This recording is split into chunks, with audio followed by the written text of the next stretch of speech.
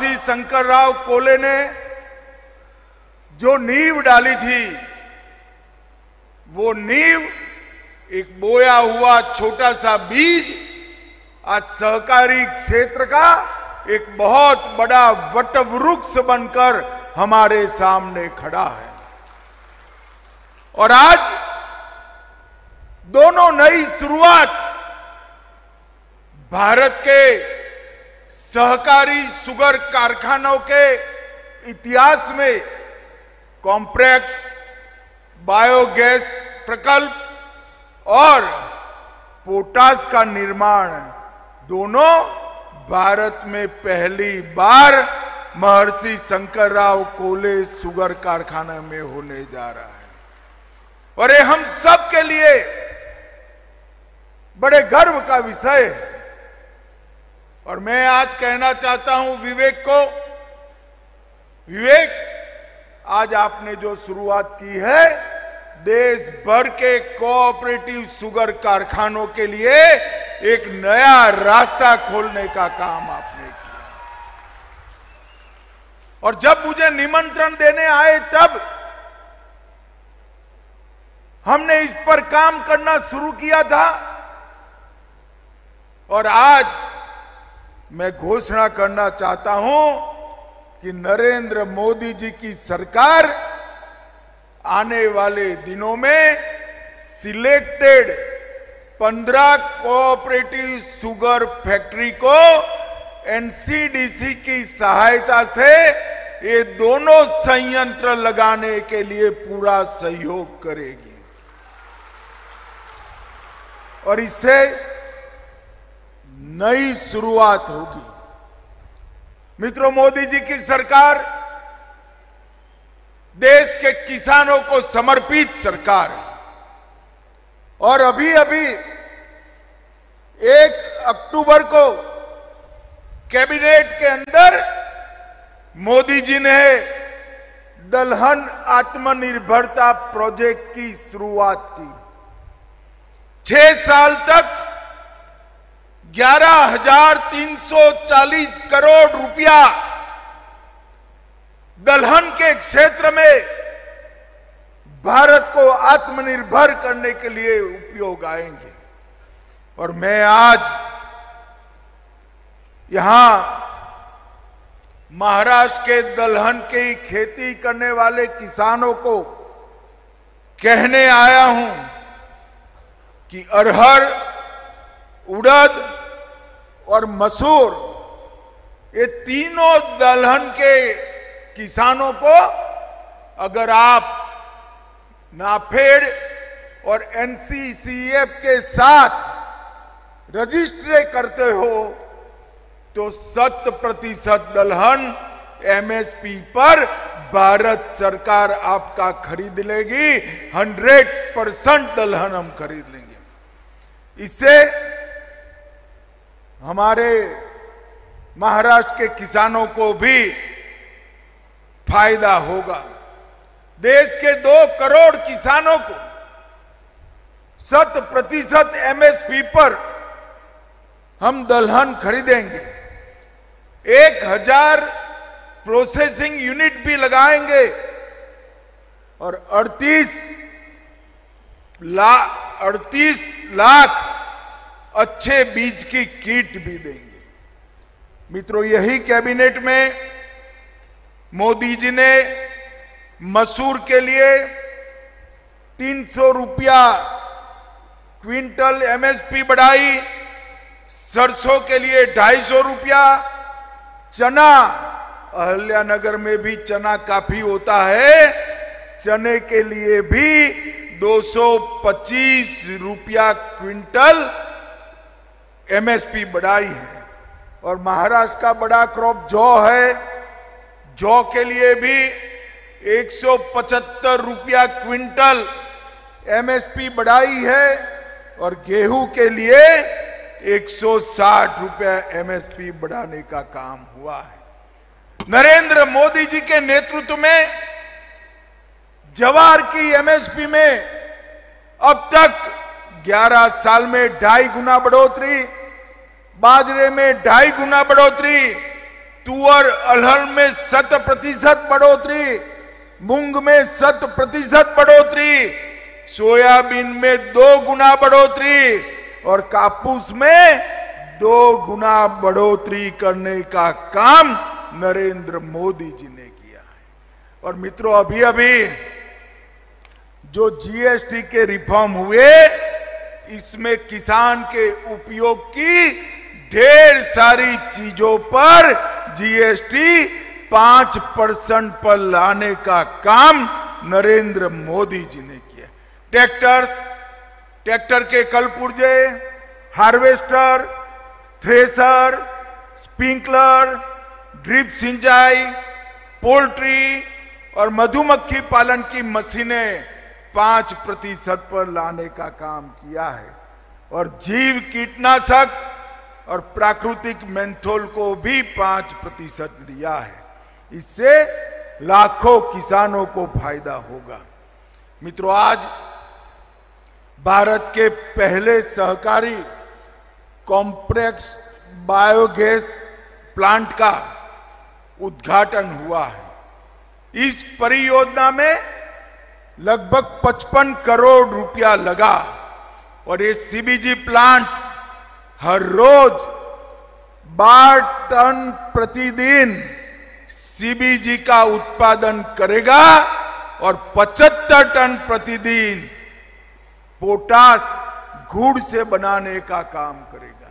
ये दोनों चीजें हमारा देश विदेश से आयात करता है और आयात बंद होकर आत्मनिर्भर भारत की दिशा में आगे बढ़ेगा। मैं विवेक भाई को इसलिए भी बधाई देता हूं। उन्होंने प्लांट तो डाला, मगर उसके पहले इसके बिक्री के लिए गेल, बीपीसीएल, इफको, क्रिप्को, राष्ट्रीय केमिकल फर्टिलाइजर, ये सब में एग्रीमेंट कर पूरा मटेरियल बेचने की व्यवस्था वो अपने आप कर चुके हैं। और सक्रिय सर्कुलर इकोनॉमी, चक्रीय अर्थव्यवस्था का एक आदर्श उदाहरण शंकरराव कोल्हे साकर कारखाना बना है। मित्रों, मैं आज यहां से देश भर के कोऑपरेटिव साकर कारखानों को कहना चाहता हूं कि हमने इथेनॉल के प्लांट मल्टी डायमेंशनल बनाने की जरूरत है और इसके साथ साथ ये सारी व्यवस्थाएं, अगर एक संपूर्ण साकर कारखाना बनाना है तो ये सारी व्यवस्थाएं बनानी पड़ेगी। मित्रों, मैं आज देवेंद्र जी और अजीत दादा और एकनाथ जी को भी कहना चाहता हूं, सहकारी साकर कारखाने की शुरुआत महाराष्ट्र ने की थी। अब महाराष्ट्र की ही जिम्मेदारी है साकर कारखानों की चक्रीय अर्थव्यवस्था 100% सर्कुलर इकोनॉमी को पूर्णतया जमीन पर उतारने की शुरुआत महाराष्ट्र से होना चाहिए। महाराष्ट्र सरकार भी इसमें मदद करे, भारत सरकार भी मदद करेगी। और ये जो उदाहरण यहां पर विवेक कोल्हे ने बनाया है, ये उदाहरण महाराष्ट्र की सभी अच्छी शुगर मिलों के अंदर एग्जाम्पल बनकर हमें वहां प्लांट करना चाहिए, जिससे आने वाले दिनों में शुगर मिलों को चलाने का बहुत अच्छा फायदा हो। भारत का पहला जूस टू इथेनॉल प्लांट भी यहां बना था, मगर मैं आज यहां कहना चाहता हूं कि हर शुगर कारखाना जो मुनाफा करता है, हमारे फलों के प्रोसेसिंग का काम भी करे। इससे फलों की खेती भी बढ़ेगी और शुगर कारखाना का एक प्रकार से मुनाफा भी बढ़ेगा। संजीवनी ग्रुप ने हरित ऊर्जा और स्थिरता के क्षेत्र में भी बहुत पहल की है और बहुत सारे महिला स्व सहायता समूहों को सशक्त करने का काम किया है। इससे 100 पैक्स को भी जोड़ा है। 1000 किसानों के लिए बायोफ्लॉक मछली पालन की भी शुरुआत की है और 20,000 छात्रों के लिए संजीवनी यूनिवर्सिटी की भी स्थापना हुई है। मित्रों, भारत का सबसे पहला ग्रामीण कॉल सेंटर भी यहीं पर स्थापना हुई और कई लोगों को रोजगारी देने की शुरुआत हुई है। भाइयों बहनों, नरेंद्र मोदी जी ने सहकारिता क्षेत्र की स्थापना कर देश की ग्रामीण अर्थव्यवस्था को एक नया जीवन देने की शुरुआत की और जो सहकारिता क्षेत्र के भविष्य पर सवालिया निशान लगे थे, वो सारे सवालिया निशान आज 3 साल के कालखंड में समाप्त हो गए हैं और सहकारिता क्षेत्र देश का मजबूत क्षेत्र बनकर आज उभर रहा है। ये हम सब के लिए आनंद का विषय है। मित्रों, मोदी जी ने एक आह्वान हम सभी का किया है, स्वदेशी चीजों के उपयोग का आह्वान।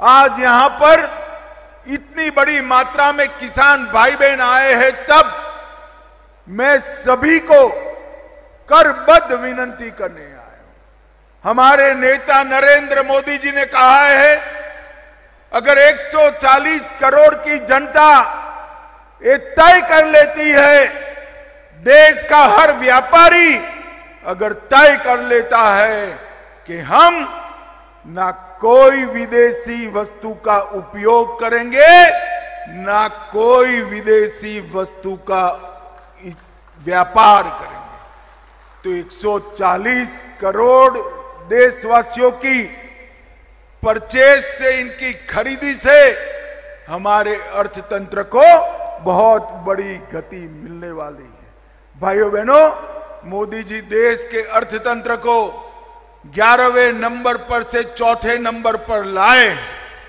3रे नंबर पर जाने के लिए हम बहुत नजदीक हैं, मगर दुनिया में 1 नंबर बनना है तो स्वदेशी के अलावे कोई चारा नहीं है।